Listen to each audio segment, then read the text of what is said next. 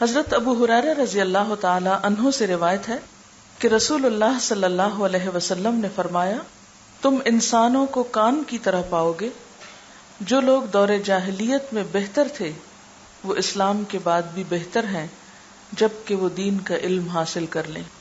اسے بخاری نے روایت کیا ہے.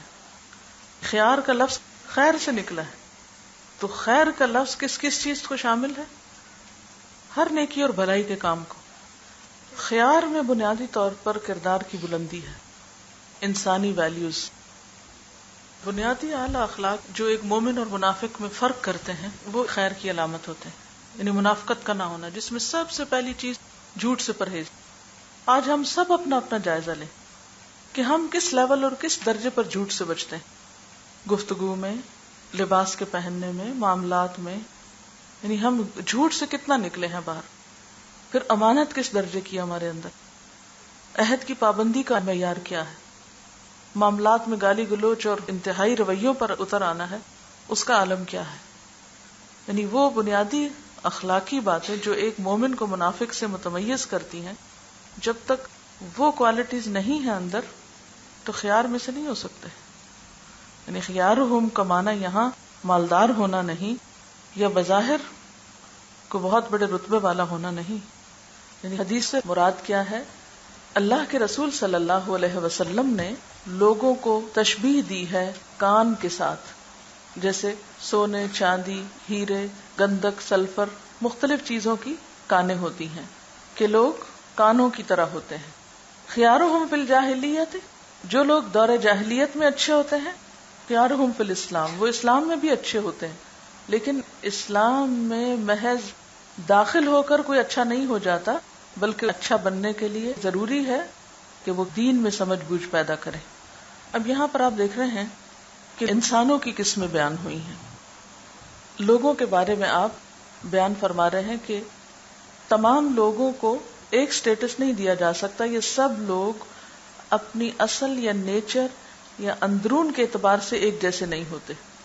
زمین کی قسمیں مختلف ہوتی ہیں، مٹی کے رنگ مختلف ہوتے ہیں، پھلوں کے رنگ مختلف ہوتے ہیں، پہاڑوں کے رنگ مختلف ہوتے ہیں. یعنی ظاہر میں اختلاف پایا جاتا ہے، اسی طرح لوگوں کے باطن میں بھی اختلاف پایا جاتا ہے. مثلا قرآن پاک میں ایک آیت آتی ہے، أَلَمْ تَرَ أَنَّ اللَّهَ أَنزَلَ مِنَ السَّمَاءِ مَاءً فَأَخْرَجْنَا بِهِ ثَمَرَاتٍ مُخْتَلِفًا أَلْوَانُهَا وَمِنَ الْجِبَالِ جُدَدٌ بِيضٌ وَحُمْرٌ مُخْتَلِفٌ أَلْوَانُهَا وَغَرَابِيبُ سُودٌ وَمِنَ النَّاسِ وَالدَّوَابِّ وَالْأَنْعَامِ مُخْتَلِفٌ أَلْوَانُهُ كَذَلِكَ إِنَّمَا يَخْشَى اللَّهَ مِنْ عِبَادِهِ الْعُلَمَاءُ إِنَّ اللَّهَ عَزِيزٌ غَفُورٌ. کیا تم دیکھتے نہیں ہو کہ اللہ آسمان سے پانی برساتا ہے اور پھر اس کے ذریعے سے ہم طرح طرح کے پھل نکال لاتے ہیں جن کے رنگ مختلف ہوتے ہیں. پانی ایک ہے، مٹی ایک ہے، لیکن پھل مختلف، ذائقے مختلف. پہاڑوں میں بھی سفید، سرخ اور گہری سیاہ دھاریاں پائی جاتی ہیں جن کے رنگ مختلف ہوتے ہیں. یعنی دھاریوں میں پھر شیڈ مختلف ہوتے ہیں. اسی طرح انسانوں اور جانوروں اور مویشیوں کے رنگ بھی مختلف ہوتے ہیں. حقیقت یہ ہے کہ اللہ کے بندوں میں سے صرف علم رکھنے والے لوگ ہی اس سے ڈرتے ہیں. علم والوں کے اندر ہی خشیت ہوتی. بے شک اللہ زبردست اور درگزر فرمانے والا ہے. تو اس سے کیا پتہ چلتا ہے کہ جہاں کائنات کی یا زمین کی دیگر چیزوں میں رنگا رنگی ہے، وہاں انسانوں میں بھی رنگا رنگی ہے. یہ رنگا رنگی ظاہر کے اعتبار سے بھی ہے اور باطن کے اعتبار سے بھی ہے. ظاہر کے اعتبار سے تو اس آیت سے پتہ چلتا ہے کہ جیسے پہاڑوں کے رنگ مختلف ہیں یا ان کی دھاریاں مختلف رنگ کی ہیں، اسی طرح پہاڑوں کے اندر یعنی کانوں میں جو کچھ پایا جاتا ہے وہ بھی ایک نہیں ہے، اس میں بھی اختلاف ہے، وہ بھی مختلف ہے. ایک پہاڑ کو آپ کھودتے ہیں تو اس کے اندر سے سونا نکلتا ہے، دوسرے کو دیکھتے ہیں تو اس میں چاندی نکلتی، تیسرے میں سے پیتل نکلتا ہے، کسی میں سے گندک نکلتی ہے، کہیں سے ہیرا بھی نکل آتا ہے. تجدون الناس معادن، تو تم لوگوں کو کان پاؤ گے. یہ نہیں کہا گیا کہ کان کی طرح پاؤ گے، بلکہ کیا پاؤ گے؟ کان پاؤ گے. تو اس کا مطلب ہے کہ لوگ کان ہیں. ایسا ایکسپریشن کب ہوتا ہے؟ مثلا زید شیر کی طرح ہے، تو زید کی بہادری کو ہم تشبیہ دے رہے ہیں شیر کی بہادری سے یا قوت سے. لیکن جب ہم یہ کہیں کہ زید شیر ہے تو یہ اس سے بھی زیادہ شدت پیدا کرتا ہے کلام میں.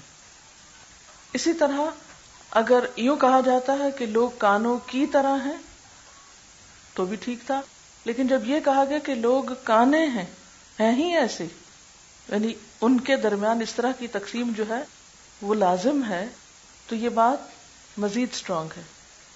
آپ نے یہ جو روایت پڑھی ہے یہ بخاری کی ہے. مسلم کی روایت میں الفاظ آتے ہیں، حضرت ابو ہریرہ ہی سے روایت ہے کہ قال قال رسول اللہ صلی اللہ علیہ وسلم الناس معادن. وہاں تجدون کا لفظ نہیں ہے بلکہ کیا ہے، الناس معادن، لوگ کانے ہیں، کمعادن الذهب والفضة، جیسے سونے اور چاندی کی کانیں ہوتی ہیں. خیارہم فی الجاہلیت خیارہم فی الاسلام اذا فقہوا. مسلم کی روایت میں آپ صلی اللہ علیہ وسلم نے معادن کو مزید واضح بھی کیا ہے.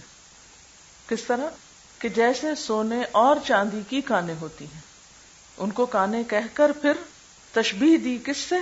سونے اور چاندی سے. گویا بعض لوگ سونے کی طرح ہیں، بعض لوگ چاندی کی طرح ہیں، یعنی بعض کی قیمت کچھ ہے اور بعض کی اس سے کم. تو اس سے کیا پتہ چلتا ہے کہ انسانوں کی صرف ظاہریت پر ان سے معاملہ نہیں کرنا چاہیے. کسی انسان کی قدر و قیمت محض اس کے رنگ یا نسل یا شکل میں نہیں، بلکہ اس کے اندر پائے جانے والے اخلاق اور کردار میں ہے.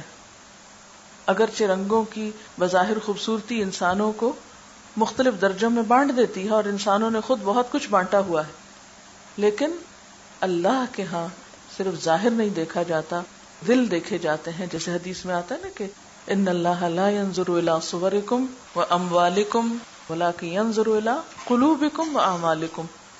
تو اندر کے اعتبار سے انسان مختلف ہوتے ہیں، اپنے قلب کے یا باطن کے اعتبار سے بھی انسانوں میں فرق ہوتا ہے.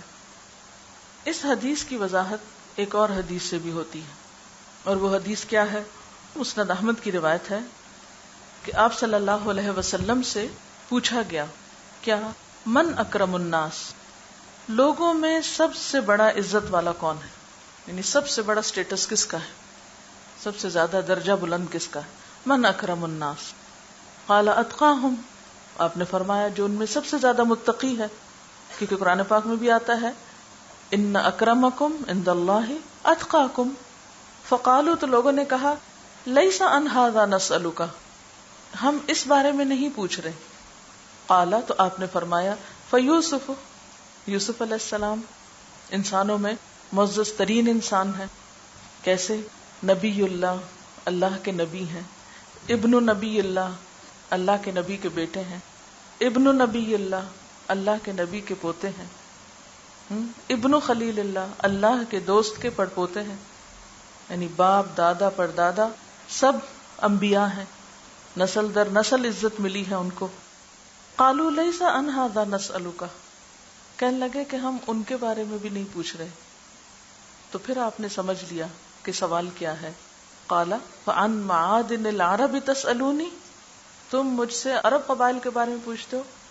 تو جہاں تک تمہارے قبائل کا تعلق ہے یا تم لوگوں کا تعلق ہے، خیارہم فی الجاہلیت خیارہم فی الاسلام، تو وہ لوگ جو دور جاہلیت میں چنے ہوئے تھے، چوزن تھے، اچھے اخلاق کے تھے، اچھے نام سے پہچانے جاتے تھے، خیارہم فی الاسلام، وہ اسلام میں بھی آ کر اچھے نام سے پہچانے جاتے ہیں. لیکن اللہ کے نزدیک کوئی اچھا کب بنتا ہے؟ اذا فقہوا، جب وہ دین کی سمجھ بوجھ حاصل کر لیتا ہے. تو اس سے ایک بات تو یہ پتہ چلتی ہے کہ اسلام میں آ کر انسانوں کی ویلیو کم نہیں ہوتی، اصل ویلیو برقرار رہتی ہے. ہاں، اس میں مزید اضافہ کس پر مبنی ہے، کس پر منحصر ہے؟ ان کی دینی سمجھ پر. جیسے سورۃ فاطر کی اس آیت میں انما یخشی اللہ من عبادہ العلماء، اللہ سے ڈرتے ہیں کون؟ اس کے علم والے بندے. تو وہاں بھی دین کی سمجھ رکھنے والوں کا پھر مقام بلند ہے. اور یہاں بھی یہی. اور یہاں یہ جو لفظ استعمال ہوا ہے نا اذا فقہوا، تو یہ جو لفظ ہے فے قاف ہے، اگر یہ فقہ یفقہ سے ہو تو معنی ہوتا ہے جاننا سمجھنا، اور اگر فقہ یفقہ سے ہو تو معنی ہوتا ہے علم میں غالب ہونا، یعنی خوب علم رکھنا۔ دین کی سمجھ اور علم محض انفارمیشن کے جمع کر لینے کا نام نہیں، اس لیے یہاں پر فقہ یا فقہ کا لفظ استعمال ہوا ہے کہ واقعی وہ دین کی سمجھ رکھتے ہوں، آنکھیں کان بند کر کے رٹنے والے لوگ نہ ہوں چیزوں کو، بلکہ وہ محسوس بھی کرتے ہوں، وہ علم ان کے اندر اترتا ہو اور ان کے دل اللہ کے خوف سے لرزتے ہوں۔ جیسے کہ ایک آیت میں آتا ہے نا، اللہ نزل احسن الحدیث کتابا متشابہا مثانیہ تقشعر منہ جلود الذین یخشون ربہم ثم تلین جلودہم۔ کیا معنی ہے اس کا؟ کہ اللہ تعالیٰ نے سب سے بہترین بات اتاری ہے، یعنی قرآن پاک۔ اللہ نزل احسن الحدیث، سب سے بہترین کلام اللہ کا اتارا ہوا کلام ہے، یعنی قرآن حکیم۔ کتابا متشابہا، جس کے مضامین وہاں ملتے جلتے ہیں، مثانیہ، بار بار دہرائے جاتے ہیں، تقشعر منہ جلود الذین یخشون ربہم۔ تقشعر کا کیا معنی ہوتا ہے؟ یعنی رونگٹے کھڑے ہو جاتے ہیں اس سے ان لوگوں کی کھالوں کے جو اپنے رب سے ڈرتے ہیں، اپنے رب کا خشوع اختیار کرتے ہیں، یعنی جو واقعی اس دین کو سمجھتے ہیں، اس قرآن کو سمجھتے ہیں۔ قرآن سن کر پھر ان کا حال عام ناسمجھ انسانوں جیسا نہیں رہتا، بلکہ کیا ہوتا ہے؟ تقشعر، رونگٹے کھڑے ہو جاتے ہیں۔ ثم تلین جلودہم، پھر ان کی کھالیں نرم پڑ جاتی ہیں۔ وقلوبہم الی ذکر اللہ، اور ان کے دل بھی نرم ہو جاتے ہیں، اللہ کے ذکر کی طرف مائل ہو جاتے ہیں۔ ذالک ھدی اللہ، یہ ہے اللہ کی ہدایت، یہدی بہ من یشاء، جس کو چاہتا ہے اس رستے کی طرف رہنمائی کرتا ہے۔ ومن یضلل اللہ فما لہ من ھاد، اور جس کو اللہ بھٹکا دے اس کو تو کوئی راہ دکھانے والا ہے ہی نہیں۔ تو اس سے کیا پتہ چلتا ہے کہ اصل علم کون سا ہے؟ قرآن کے اصل سمجھ کس کو آتی ہے؟ قرآن کس کے اندر اترتا ہے؟ کہ قرآن سن کر جن کے رونگٹے کھڑے ہو جاتے ہیں اور جن کی کھالیں نرم پڑ جاتی ہیں، جھک جاتی ہیں، جن کے دل نرم ہو جاتے ہیں، ان کے دلوں پر قرآن اترتا ہے۔ تو یہ ہے معنی اذا فقہوا کا، کہ جب وہ دین کی سمجھ حاصل کر لیتے ہیں، پھر ان کے اخلاق اور کردار اور سب چیزیں بدل جاتی ہیں۔ اور یہ سارا عمل بھی کہاں ہوتا ہے؟ دل پر ہوتا ہے، اندر ہوتا ہے۔ جیسے ہیرا اگر دیکھا جائے تو اصل میں کیا ہے؟ کوئلہ، کوئلے کی اعلیٰ ترین شکل ہے، لیکن کوئلے سے ہیرا بننے میں وقت کتنا لگتا ہے اور کتنے مرحلوں سے وہ گزرتا ہے۔ ایک کان آپ کھودے تو اس میں سے ہیرا نکلتا ہے، لیکن ایسی کانیں بہت کم ہوتی ہیں۔ دنیا میں کتنی کانیں ہیں ہیروں کی؟ کچھ جگہوں کو آپ کھودتے ہیں تو اس میں سے سونا نکلتا ہے۔ یہ عمل بھی کہاں ہوتا ہے؟ اندر ہوتا ہے نا، باہر نہیں نظر آتا۔ باہر سے تو سارے پہاڑ ایک جیسے دکھ رہے ہوتے ہیں، اور عام انسان بیرونی پہاڑوں کو دیکھ کے پہچان بھی نہیں سکتا کہ اس کے اندر کیا ہوگا۔ ہم عموماً جب لوگوں کے ساتھ معاملہ کرتے ہیں تو صرف ان کی ظاہری شکل و صورت کو دیکھ کر، صرف ان کے ظاہری حال حلیے کو دیکھ کر، ان کی بیرونی پرسنالٹی کو دیکھ کر، لیکن ان کے اندر کیا ہے عموماً اس بارے میں دھوکہ کھا جاتے ہیں، یعنی فوراً ظاہریت کو دیکھ کے ججمنٹل ہو جاتے ہیں۔ مثلاً اگر کسی کا لباس ہمیں پسند نہیں آیا تو فوراً ہم سوچیں گے انتہائی خراب انسان ہے، لیکن ہو سکتا ہے کہ اس کے اندر بہت خیر چھپی ہو، وہ ہیرے کی کان ہو، آپ نے ایکسپلور ہی نہیں کیا، نکالا ہی نہیں۔ ہو سکتا ہے وہ سونے کی کان ہو، اور ہو سکتا ہے ایک پہاڑ بظاہر بہت سرسبز نظر آتا ہو، لیکن اگر آپ اس کو کھودیں تو اس کے اندر سے کوئلہ نکلتا ہے۔ اگرچہ کوئلہ بھی کام کی چیز ہوتی ہے، لیکن ظاہر ہے ہیرے اور کوئلے میں فرق ہے۔ آپ صلی اللہ علیہ وسلم نے لوگوں کو سونے اور چاندی سے تشبیہ دے کر دراصل ہمیں لوگوں کے مزاج، ان کی نفسیات، ان کی صلاحیتیں اور اہلیتیں پرکھنے کا موقع دیا ہے، یا لوگوں کو پہچاننے کے لیے ایک میزان دیا ہے، اور خصوصاً کسی کے ساتھ معاملہ کرتے وقت۔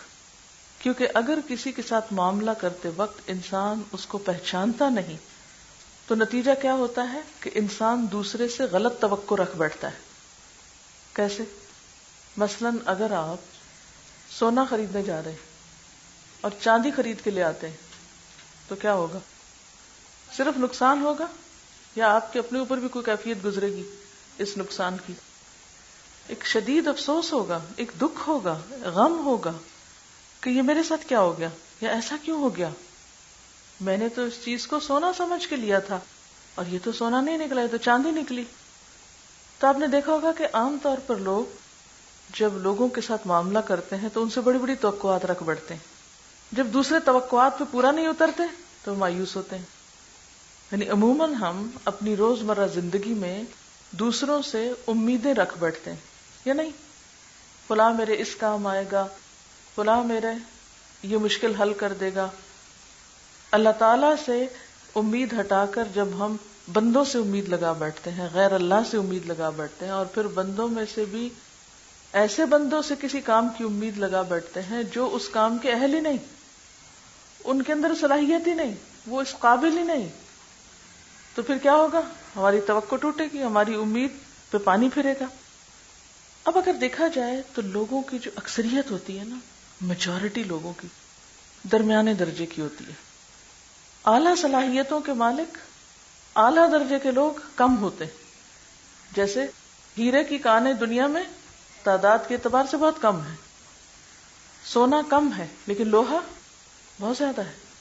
اسی طرح کوئلہ ہو سکتا ہے لوہے سے بھی زیادہ ہو. تو بالکل اسی طرح جو ماسز ہوتے ہیں یا عوام ہوتے ہیں یا عامت الناس ہوتے ہیں، وہ سونے کے درجے پر نہیں ہوتے یا ہیرے کے درجے پر نہیں ہوتے.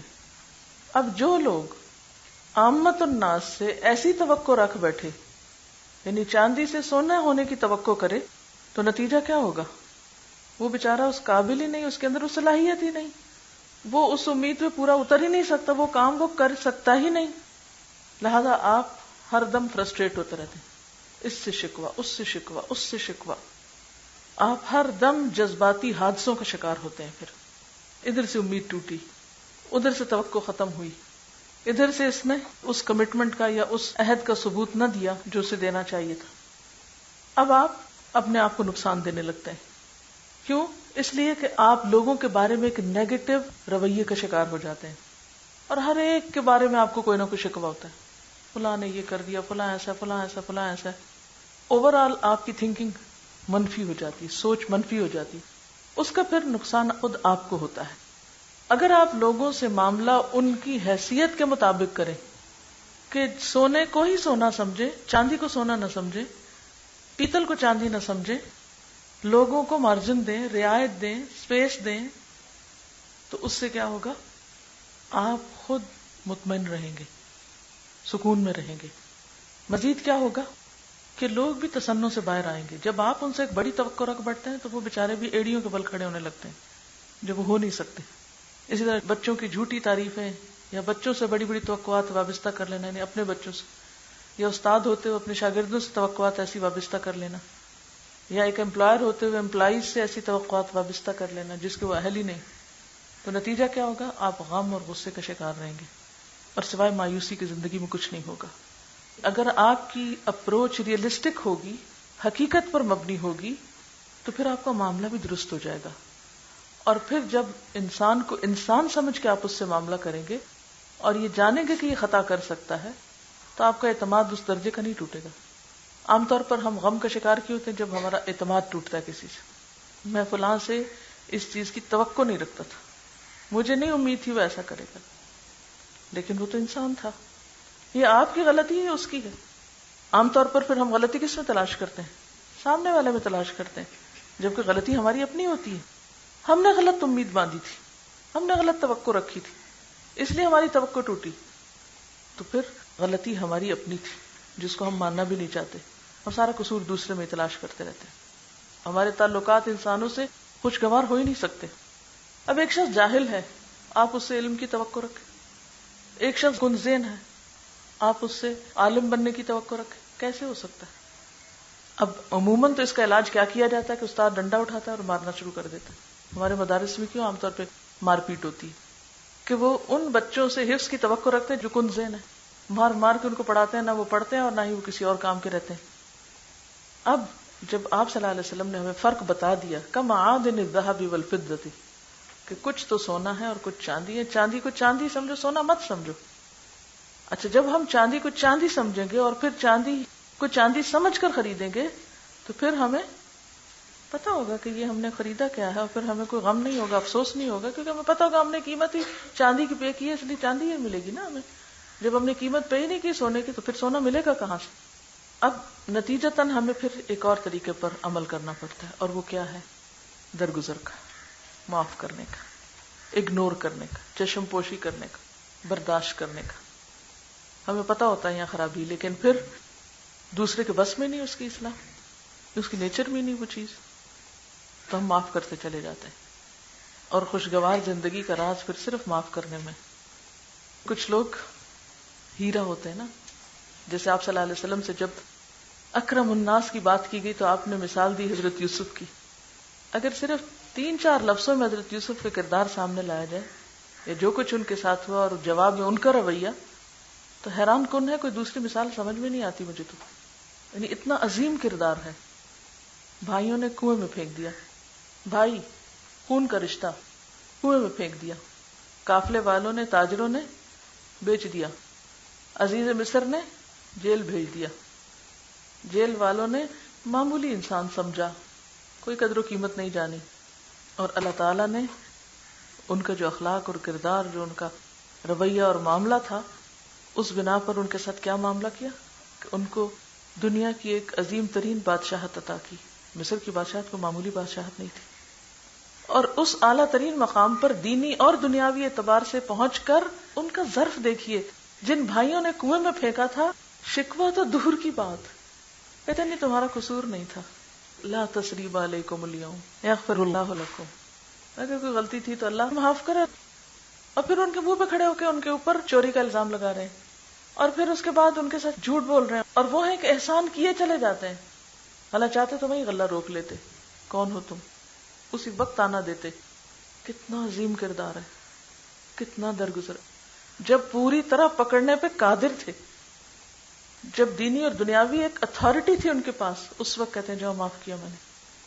کوئی پوچھ ہی نہیں، کوئی بات ہی نہ کرو، کوئی تذکرہ ہی نہیں. وہ سب شیطان کا قصہ تھا، اس نے دلوں میں یہ پھوٹ ڈالی تھی.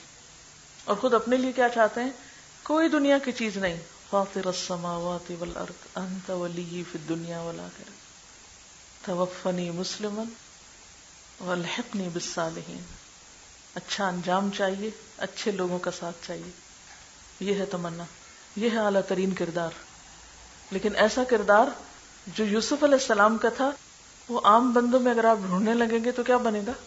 ہاں، مایوسی، مایوسی کے سوا کچھ نہیں.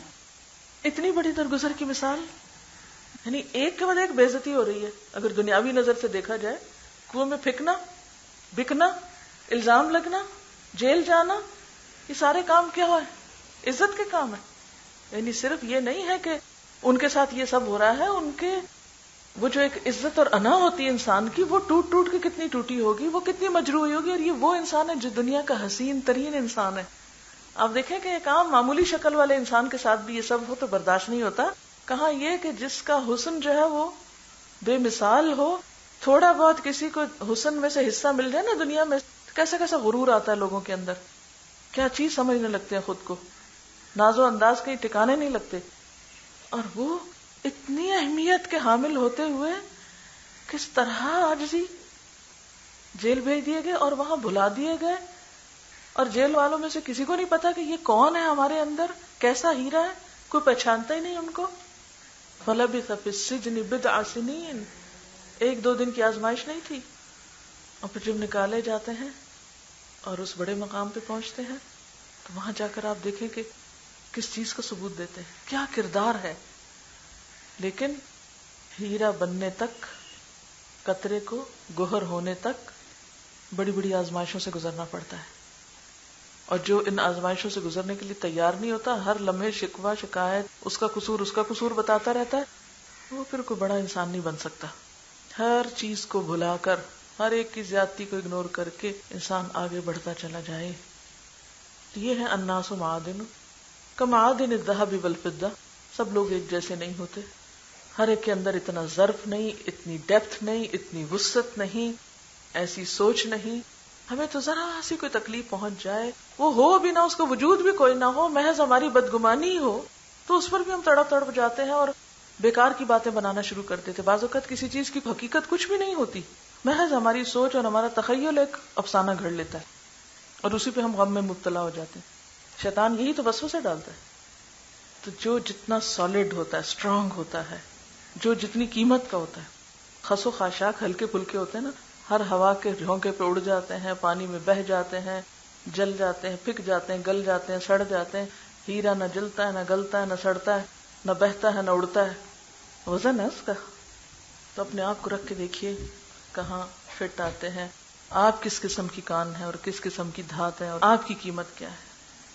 آپ کی قیمت آپ کا اخلاق، کردار، آپ کی ذات ہے، جو کچھ آپ کرتے ہیں، جو کچھ آپ ہیں. تو اس لیے تجدون الناس معادنا، انسان کانوں کی طرح ہوتے ہیں، چھپے ہوئے ہوتے ہیں. کان چھپی بھی ہوتی ہے نا، معدن کی جمع ہے نا، پہاڑ کے اندر ہوتی ہے. بعض اوقات کئی کئی فٹ اور کئی کئی میٹر اندر جانا پڑتا ہے کچھ نکالنے کے لیے. اور اگر آپ نے کبھی تصویر دیکھی ہو ہیرے کی کان کی تو آپ حیران ہو جائیں گے کہ اس اصل سینٹر تک پہنچنے کے لیے کئی سٹیپ کراس کرنے پڑتے ہیں. یہ نہیں کہ آپ زمین کی طرح کسی پہاڑ کو توڑ پھوڑ کے کھودیں اور سامنے سے ہیرے نکل آئیں. ایک لمبے پروسیس کے بعد آپ جا کر اس نقطے کے اندر پہنچتے ہیں جہاں سے آپ وہ ہیرا پا سکتے ہیں. تو جیسے اس کے بننے میں دیر لگتی ہے ایسے اس کو ڈھونڈنے اور پانے میں بھی، لیکن جب آپ اس کو پا لیتے ہیں تو اس کی قیمت ہر چیز سے بڑھ کر ہوتی ہے. اب یہاں پر آپ دیکھیں کہ صحابہ کرام نے معادن العرب کے بارے میں پوچھا کہ عربوں کا خاص حال بتائیے کہ ان میں سے کون اچھا ہے. تو آپ نے فرمایا وہی اچھے ہیں جو پہلے اچھے تھے، یعنی جن کا اندر اچھا ہے، جن کی نیچر اچھی ہے. ہاں، اسلام میں آ کر وہ آگے بڑھ گئے ہیں جنہوں نے پھر دین کی سمجھ پائی ہے، واقعی جن کے اندر قرآن اترا ہے. آپ دیکھیں کہ دور جاہلیت میں جہاں اتنا اندھیرا تھا، ظہر الفساد فی البر والبحر، وہاں ایسے ایسے لوگ پائے جاتے تھے کہ جو محض ایک مہمان کی مہمان نوازی کے لیے اپنی سواری کا اونٹ تک ذبح کر دیتے تھے اور اس کا گوشت مہمانوں کو کھلا دیتے تھے. اسی طرح ان لوگوں کا دل پسند مشغلہ جو تھا قتل و غارت تھی، لیکن اگر کوئی ان کے ہاں آ کے پناہ لیتا تو اس کی حفاظت ایسے ہی کرتے جیسے اپنے کسی بچے کی کرتے تھے. خود اس کی خاطر قتل ہو جاتا، بچے قتل کروا دیتا، لیکن اس کی حفاظت کرتے. یعنی عہد کے اتنے پابند تھے، یعنی امانت اس درجہ ان کے اندر کوٹ کوٹ کے بھری ہوئی تھی. عام طور پر ہم سمجھتے ہیں کہ عرب کے بادیہ نشین بہت ہی کم فہم، ناسمجھ اور بے وقوف قسم کے لوگ تھے. نہیں، ان میں بہت سمجھدار لوگ بھی تھے، کانوں کی طرح تھے. خیارہم فی الجاہلیت خیارہم فی الاسلام. اللہ تعالیٰ نے ان کو خاص مقصد کے لیے چنا تھا. ایک قبیلہ کے 7 نو مسلم آپ صلی اللہ علیہ وسلم کے پاس آئے تو گفتگو کے دوران انہوں نے بتایا کہ ہم نے جاہلیت سے 5 چیزیں سیکھی ہیں. یعنی دور جاہلیت میں ہمارے اندر اخلاق کی 5 چیزیں تھیں، ہم ان پر اس وقت تک قائم رہیں گے جب تک آپ ہمیں ان سے منع نہ کر دیں. یعنی اسلام لانے سے پہلے بھی ہمارے اندر کچھ اخلاقی ویلیوز ہیں، تو جب تک آپ ہمیں منع نہیں کریں گے ہم ان کو اختیار کیے رکھیں گے. تو آپ نے ان سے پوچھا کہ اچھا بتاؤ وہ خصلتیں ہیں کیا جن پر تم قائم ہو، جو تم نے زمانہ جاہلیت سے پائی ہیں؟ تو کہنے لگے خوشحالی میں شکر کرنا، مصیبت میں صبر کرنا، مٹ بھیڑ کے وقت سچا ثابت ہونا، یعنی دشمن سے مقابلے کے وقت سچا ثابت ہونا، تقدیر پہ راضی رہنا، کسی کی مصیبت پہ خوش نہ ہونا خواہ وہ دشمن ہی کیوں نہ ہو. یہ ان کی اخلاقی اقدار تھی دور جاہلیت میں. تو یہ سن کر نبی صلی اللہ علیہ وسلم نے فرمایا یہ لوگ اہل علم اور اہل ادب ہیں، ان کے اندر انبیاء کی شان ہے، کتنی اعلیٰ ہیں ان کی باتیں. یعنی آپ نے ان کی باتوں کو اپریشیٹ کیا، ان کی تعریف فرمائی. عام طور پر ہم کسی نان مسلم کے اندر خوبی دیکھتے بھی ہیں تو ہم اپریشیٹ نہیں کرتے، لیکن آپ صلی اللہ علیہ وسلم نے ان کی باتوں کی تعریف فرمائی کہ ان کی باتیں کتنی عمدہ ہیں. پھر اسی طرح قبیلہ بنی سعد نے زمان بن ثعلبہ کو اپنا نمائندہ بنا کر آپ صلی اللہ علیہ وسلم کے پاس بھیجا. تو اس نے بھی آ کر اسلام کے بارے میں مختلف سوال کیے. جب وہ سوالوں سے فارغ ہو گیا اور اس کو آپ صلی اللہ علیہ وسلم کی باتیں سمجھ میں آ گئیں تو فوراً کلمہ پڑھ لیا، اشہد ان لا الہ الا اللہ واشہد ان محمدن عبدہ ورسولہ. اور پھر وعدہ کیا کہ میں ان سارے فرائض کو ادا کروں گا جن کا آپ نے ذکر کیا ہے، ان سب چیزوں سے بچوں گا جن سے آپ نے منع کیا ہے، اور نہ میں اس میں کوئی زیادتی کروں گا نہ کمی کروں گا. جتنا جیسا دین آپ نے دیا ہے وہ ایسے کا ایسا ہی لوں گا. اور پھر اپنی اونٹنی پہ بیٹھ کے واپس چلے گئے. اپنی قوم میں جا کر آپ صلی اللہ علیہ وسلم سے سنی ہوئی ہر بات بعین ہی دہرا دی. ایک روایت کے مطابق صبح کی شام نہیں ہونے پائی تھی کہ ان کی مجلس کے تمام مرد اور عورتیں مسلمان ہو گئے. کیوں؟ ان کے اس کردار اور سچائی کی وجہ سے. آج جب ہمارے اندر سچائی نہیں ہوتی تو پھر ہماری باتیں بھی اثر نہیں کرتی. اور یہی وہ خوبیاں تھیں جن کی وجہ سے اللہ تعالیٰ نے اہل عرب کو چنا تھا.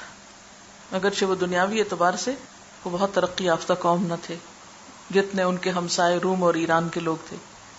اور اس میں بے شمار مثالیں آپ صحابہ کرام میں سے دیکھ سکتے ہیں. حضرت عمر کی مثال آپ دیکھ سکتے ہیں, حضرت خالد بن ولید کی مثال آپ دیکھ سکتے ہیں. کوئی ایک نہیں, بے شمار لوگ ہیں کہ جو دور جاہلیت میں بھی ایک کردار رکھتے تھے اور اسلام لانے کے بعد بھی وہ اسلام کے لیے ایک بہترین فرد ثابت ہوئے.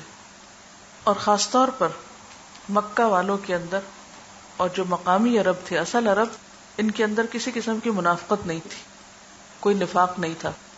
وہ پہلے بھی اچھے کام کرتے تھے, چند ایک برائیاں بھی تھیں لیکن اچھائیاں بھی تھیں. اسلام نے ان کی ان اچھائیوں کو باقی رکھا. ہاں, فرق یہ پڑا کہ ان کی سوچ بدل گئی, یعنی ان کی نیت بدل گئی. پہلے وہ اچھے اخلاق کا مظاہرہ کس وجہ سے کرتے تھے؟ اپنی تعریف چاہنے کے لیے یا اپنے قبیلے کو اونچا منوانے کے لیے, اس کی بلندی یا اس کی شہرت کے لیے, اس کی ناموری کے لیے. لیکن اب وہ سب کچھ کس لیے کر رہے تھے؟ دین کی سمجھ آنے کے بعد اذا فقہوا اللہ کے لیے. سوچ کا مرکز بدل گیا تھا. تو اصل بات یہی ہے کہ ایک انسان اور دوسرے انسان میں جو چیز فرق کرتی ہے وہ دین کی سمجھ, اور دین کی سمجھ کیا؟ نیت کی درستگی. یعنی اذا فقہوا کا نتیجہ کیا ہوا؟ صحیح سوچ اور صحیح ذہن کا وجود میں آنا. اچھی نیت کس کو کہتے ہیں؟ اچھی نیت کو آپ کیسے ڈیفائن کریں گے؟ پازیٹیو تھنکنگ, نیک نیتی, نیک ارادے, جو سوچ خیر خواہی پر مبنی ہو. اسی طرح آپ دیکھتے ہیں کہ نبی صلی اللہ علیہ وسلم بذات خود اسلام لانے سے پہلے خیر اور بھلائی کے کاموں میں کس طرح سرگرم عمل ہوتے.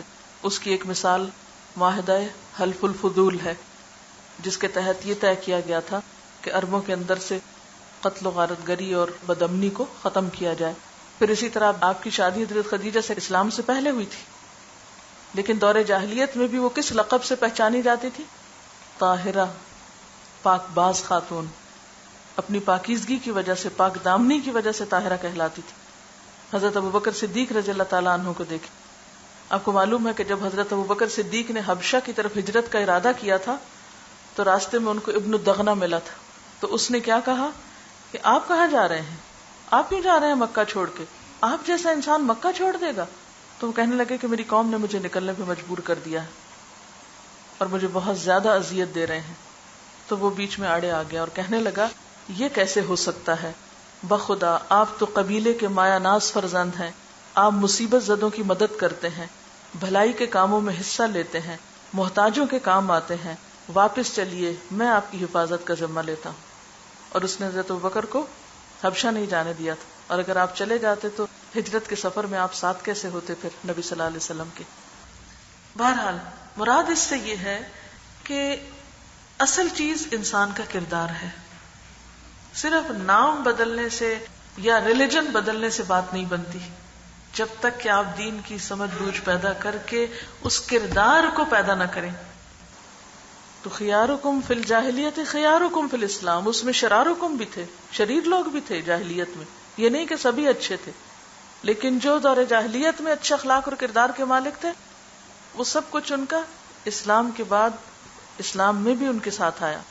اور یہی چیز ہر دور میں دہرائی جاتی ہے. جب تک انسان اچھا بننے کا خود ارادہ نہیں کر لیتا, اپنے اندر تہیا نہیں کر لیتا, اور خود کو مشقتوں میں ڈالنے کے لیے تیار نہیں ہو جاتا, اس وقت تک اچھا بنا نہیں جا سکتا. سونا خالص کب ہوتا ہے؟ جب اس کو آگ پر تپایا جاتا ہے. اسی طرح ایک انسان بھی آزمائشوں کی بھٹی میں پڑ کر صبر اور برداشت کے ساتھ اعلی اخلاق اور کردار کو پہنچتا ہے. کچے برتن اور پکے برتن میں بہت فرق ہے. اور یہ بھی یاد رکھیے کہ دنیاوی اعتبار سے کوئی شخص کتنا بھی قابل ہو, کتنا بھی علم والا ہو, کتنی بھی بڑی ڈگری رکھتا ہو, کتنے بھی بڑے عہدے اور پوسٹ پر ہو, کتنا بھی مالدار ہو, کتنا بھی وجیح ہو, لیکن اسلام کی نگاہ میں اس شخص کی ویلیو اسی وقت ہوگی جب اس کے اندر دین کی سمجھ ہوگی، یعنی صرف دین پڑھا لکھا نہیں بلکہ دین کی سمجھ رکھنے والا ہوگا۔ حضرت ابو ہریرہ رضی اللہ تعالیٰ عنہ کہتے ہیں رسول اللہ صلی اللہ علیہ وسلم نے فرمایا، خدا کے بندے کے لیے اس سے بڑی فضیلت اور کچھ نہیں ہو سکتی کہ اسے دین کا صحیح فہم اور سمجھ بوجھ حاصل ہو۔ دین کا صحیح سمجھ رکھنے والا ایک عالم 1000 عابدوں سے زیادہ شیطان پہ بھاری ہوتا ہے، اور ہر چیز کی کوئی نہ کوئی بنیاد ہوتی ہے، اور دین کی بنیاد صحیح سمجھ بوجھ ہے۔ دین کی بنیاد صحیح سمجھ بوجھ ہے، اور وہ مشہور حدیث تو آپ سب جانتے ہیں، من یرد اللہ بہ خیرا یفقہہ فی الدین، اللہ جس سے بھلائی کا ارادہ کر لیتا ہے اسے دین کی سمجھ دے دیتا ہے، اور دین کی سمجھ عمل میں جھلکتی ہے، عمل اچھا ہوتا ہے، اور جب تک عمل اچھا نہ ہو تو دین کی سمجھ کوئی سمجھ نہیں۔ حضرت عبداللہ بن عمر کہتے ہیں کہ رسول اللہ صلی اللہ علیہ وسلم نے فرمایا، ایک شخص نماز بھی پڑھتا ہے، روزہ بھی رکھتا ہے، زکوٰۃ بھی دیتا ہے، حج اور عمرہ بھی کرتا ہے، یہاں تک کہ آپ نے ساری نیکیوں کا ذکر کیا، یہ بھی کرتا ہے، یہ بھی کرتا ہے، یہ بھی کرتا ہے، مگر قیامت کے روز اس کی عقل اور فہم کے مطابق ہی اس کا صلہ دیا جائے گا۔ آپ سب پڑھ رہے ہیں، خوب رٹ رہے ہیں چیزیں، دنیاوی اعتبار سے ہو سکتا ہے آپ 100% مارکس لے جائیں رٹ کے، لیکن قیامت کے دن اجر کا فیصلہ کس پر ہوگا؟ سمجھ پر، کہ آپ نے سمجھا کیا، آپ کے اندر کتنا اترا، آپ نے جذب کیا کیا، پھر آپ کے عمل میں کیا جھلکا، پھر آپ کے معاملات میں کیا بھلائی آئی۔ تو کسی بھی زمین کی، کسی بھی پہاڑ کی اصل ویلیو کس پر ہے؟ کہ وہ زمین زرخیز کتنی ہے، اس پہاڑ کے اندر کس چیز کی کان ہے۔ ظاہر ہے کہ ایک سونے کی کان اور ایک کوئلے کی کان ایک قیمت میں تو نہیں بکتی، تو پھر دنیاوی اعتبار سے فرق پڑ جاتا ہے تو آخرت کے اعتبار سے بھی فرق پڑتا ہے۔ تو اس سے ہمیں بہت سے سبق ملتے ہیں۔ پہلی بات تو یہ ہے کہ ہمیں لوگوں کے صرف ظاہر پر نہیں جانا، ان کی اصل ویلیو ان کے اندرون پر ہے، اور جب تک کسی شخص کے ساتھ معاملہ کر کے اس کے اندرون کا پتہ نہ چلے اس وقت تک اس کے بارے میں کوئی رائے قائم نہ کرے، یعنی اپنی رائے محض ظاہر کو دیکھ کے مت قائم کرے۔ اسی طرح سب کے ساتھ ایک معاملہ نہیں ہونا چاہیے آپ کا۔ ظاہر ہے کہ سونے سے آپ دروازہ تو نہیں بناتے، سونے سے مختلف چیزیں بنتی، لوہے سے مختلف چیزیں بنتی، کوئلے سے مختلف کام لیا جاتا ہے۔ تو اسی طرح جو جس اہلیت کے قابل ہو، جس میں جس چیز کی اہلیت ہو، جس چیز کی صلاحیت ہو، اس کے مطابق اس سے کام لیا جانا چاہیے۔ اور ہر چیز کی اپنی اپنی ویلیو ہے، اپنی اپنی قدر و قیمت، ہر ایک کا اپنا مقام ہے، اپنی خاصیت، اپنی اہمیت، اور ہر شخص اپنی جگہ اہم ہے، اور ہر دھات اپنی جگہ اہم ہے۔ تو حدیث پر غور کیجئے، میں پھر پڑھتی ہوں، آپ ذرا توجہ سے سنیے کہ کیا سمجھ میں آئی بات۔ تجدون الناس معادن خیارهم فی الجاہلیت خیارهم فی الاسلام اذا فقہوا، شرط ہے جب سمجھ آتی ہے دین کی، اندر اترتی ہے بات، عمل میں جھلکتی تو قدر و قیمت بڑھتی، لیکن انہی کی جو اپنی ذات میں اچھے ہوتے ہیں، جو نیت اور ارادہ رکھتے ہیں، جو محنت کرتے ہیں، جو تپنے کے لیے تیار ہوتے ہیں۔ دین کی سمجھ تکلیف اٹھانے سے آتی ہے، یہ صرف لیکچر سننے سے نہیں آتی، یہ صرف سپون فیڈنگ سے نہیں آتی۔ جب تک اپنے پارٹ پر جو آپ کی ڈیوٹی ہے اسے فلفل نہ کریں، جب تک آپ اپنا دماغ استعمال نہ کریں، جب تک آپ مزید کتابیں نہ پڑھیں، اس علم کو دوسروں کے ساتھ جب تک شیئر نہ کریں۔ اگر آپ معادن کے لفظ پر غور کریں تو اس سے ایک خاص بات سمجھ میں آتی ہے، اور وہ یہ ہے کہ اس سے مراد انسانوں میں پایا جانے والا پوٹینشل یا صلاحیت ہے۔ اب اس پوٹینشل کو کس طرح ایکسپلور کیا جائے، کس طرح استعمال کیا جائے، اس کے لیے مزید پھر محنت اور مشقت کی ضرورت ہے۔ اور پھر صرف ظاہریت پر نہ جائیں۔ بعض لوگ اپنی ظاہری شکل و صورت میں بہت معمولی ہو سکتے ہیں، بہت عام سے نظر آتے ہوں گے آپ کو، لیکن جب آپ ان کے ساتھ معاملہ کرتے ہیں تو ان کے اندر خیر کا ایک لامتناہی سلسلہ پاتے ہیں۔ پھر آپ دیکھیے کہ کوئی بھی چیز جب کان سے نکلتی ہے تو وہ اپنی کس شکل میں ہوتی ہے؟ را فارم میں ہوتی ہے۔ سونے کو نکالیں، ہیرے کو نکالیں، چاندی کو نکالیں، کسی بھی چیز کو، ایون تیل کو نکالیں زمین سے تو وہ را شکل میں ہے۔ اس کے بعد پھر آپ کو اس پر محنت کرنی پڑتی، ہیرے کی کٹنگ کرنی پڑتی ہے، اسی طرح سونے کو چھاننا پڑتا ہے، نکالنا پڑتا ہے اس سے. تو استعمال کرنے کے لیے مزید ایک مشقت کا پروسیس چلتا ہے، جب جا کر وہ چیز ایک پیور فارم میں سامنے آتی ہے. لیکن ہم عموماً انسانوں میں جینوئن دلچسپی نہیں لیتے. آپ نے دیکھا ہوگا کہ کانوں کی تلاش میں ہر پہاڑ کو نہیں کھودنے بیٹھ جاتے، اس کے لیے کچھ سائنس ہوتے ہیں. پہلے ان علاقوں کو دیکھا جاتا ہے، مختلف طریقے سے ٹیسٹ کیے جاتے ہیں، مختلف علامات سے پہچانے جاتے ہیں. تو اسی طرح انسان بھی اپنی علامات سے پہچانے جاتے ہیں، اور انسانوں کی تلاش بھی وہی شخص کر سکتا ہے، یا ان ہیروں کو بھی وہی شخص ایکسپلور کر سکتا ہے جس کو انسانوں کے ساتھ ایک جینوئن انٹرسٹ ہو، جو واقعی انسانوں میں دلچسپی رکھتا ہو، اور پھر ان کو ڈھونڈنے کے بعد ان کی خیر کو ابھارے. جیسے نبی صلی اللہ علیہ وسلم نے صحابہ کرام کا تزکیہ کیا تھا، ان کی تربیت کی تھی، ان کو تراشا تھا، چمکایا تھا اور کام کا بنایا تھا. پروفیسر فلپ ہٹی نے اپنی کتاب تاریخ عرب میں لکھا ہے کہ پیغمبر اسلام کی وفات کے بعد ایسا معلوم ہوا جیسے عرب کی بنجر زمین جادو کے ذریعے ہیروں کی نرسری میں تبدیل کر دی گئی ہو. ایسے ہیرو جن کی مثل تاریخ یا نوعیت میں کہیں اور پانا سخت مشکل ہے، اب وہ اس کو جادو کا زور قرار دے رہا ہے، حالانکہ یہ نبی صلی اللہ علیہ وسلم کی 23 سالہ پرمشقت زندگی کا نتیجہ تھا کہ جس میں آپ نے ان ہیروں پر وقت صرف کیا تھا. اب مثلاً ایک ماں ہے، ایک سرسری طریقے سے اپنے بچوں کے پوٹینشیل کو نہیں جان سکتی جب تک وہ ان کے اندر انٹرسٹ نہیں لیتی، ان کو پہچانتی نہیں. اسی لیے آپ نے دیکھا ہوگا کہ ماں کو اگر مربی بنایا گیا ہے تو کس طریقے سے انسان کی پیدائش ہوتی، کس طرح ماں کے ساتھ رکھا گیا ایک بچے کو. یعنی بعضوں کا ظاہری طور پر تو سمجھ میں نہیں آتا کہ ماں کو اتنی مشقت میں کیوں ڈالا گیا. 9 مہینے اس کو اپنے پیٹ میں رکھتی، اس کے ساتھ لمحہ لمحہ وہ گزارتی ہے، پھر اس کے بعد 2 سال دودھ پلاتی، اس میں اس کو پہچانتی، وہ ماں کو پہچانتے، 2 طرفہ تعلق قائم ہوتا ہے. پھر اس کے بعد ابتدائی تربیت کے کچھ سال اس کے ساتھ گزارتی، پھر جا کر وہ ایکسپلور کرتی کہ اس بچے کے اندر کیا ہے. اور اگر ماں سمجھدار ہوتی ہے تو بچے کو پھر اسی رستے پہ ڈالتی ہے جس پہ چلنے کے وہ اہل ہوتا ہے.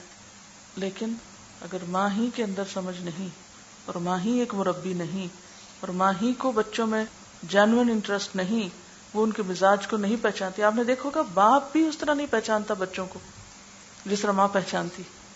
باپ کا معاملہ بچوں کے ساتھ مختلف ہوتا ہے، وہ ظاہریت میں عام طور پہ معاملہ کرتا ہے. بچہ رو رہا ہے تو اس کو اور طرح چپ کرائے گا. تو انسانوں کو ایکسپلور کرنا، ان کی تربیت کرنا، ان کو پالش کرنا، ان کو چمکانا، ان کو کام کا بنانا، یہ تو معمولی کام نہیں ہے، یہ دنیا کا سخت مشکل کام ہے. اور اس کے لیے اتنا ہی بڑا حوصلہ چاہیے جب جا کر ایک قوم کی تاریخ بدلے گی. اور ہم سب کیا چاہتے ہیں؟ صرف نعروں کے زور سے اور صرف بھیڑ بھاڑ کے ذریعے ہم بڑی بڑی باتیں کر کے اسلامی انقلاب لے آئیں. یہ طریقہ کار نہ انبیاء کا ہے اور نہ ہی کسی دنیاوی تحریک کا ہے.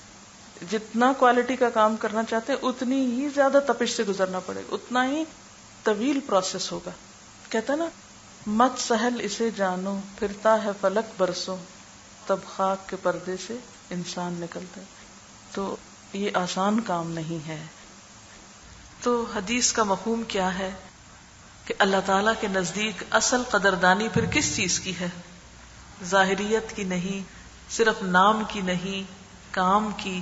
اور کام میں بھی جس درجے کا آپ کام کریں، سونے کی قیمت کا کریں یا چاندی کا کریں یا لوہے کا کریں یا پیتل کا کریں یا آپ کسی بھی دھات کا کریں. اللہ تعالیٰ یہ نہیں دیکھے گا کہ کون مسلمان کے گھر میں پیدا ہوا اور کون بعد میں اسلام لایا. دیکھا یہ جائے گا کہ دین میں سمجھ کس نے پیدا کی اور ان میں اعلیٰ کردار کس نے پیدا کیا. مطلوب ہم سے اعلیٰ کردار ہے. سبحانک اللہم و بحمدک، نشہد ان لا الہ الا انت، نستغفرک و نتوب الیک.